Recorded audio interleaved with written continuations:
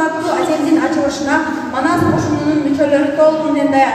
Рапорт берген Манас кошунунун вице-президенти Камалова Алтынай. Рапорт кабыл алынды.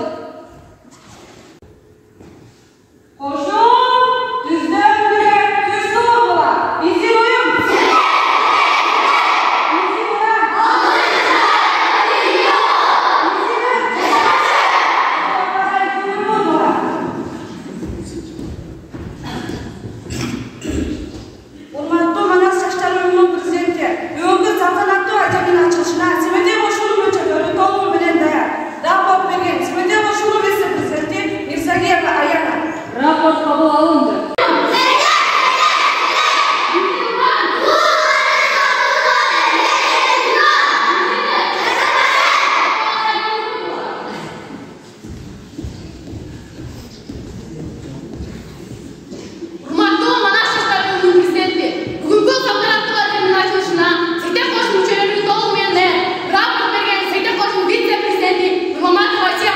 Рапорт кабыл алынды. Бүгүнкү салтанаттуу аземге Манас, Семетек, Сейтек кошундарынын мүчөлөрү толугу менен даяр. Салтанаттуу аземди ачууга уруксатыңызды бериңиз. Рапорт берген Манас жаштар уюмунун президенти Токтошова Элнура. Рапорт кабыл алынды. Урматтуу коноктор жана окуучулар, 10 ноябрь бүткүл дүйнөлүк жаштар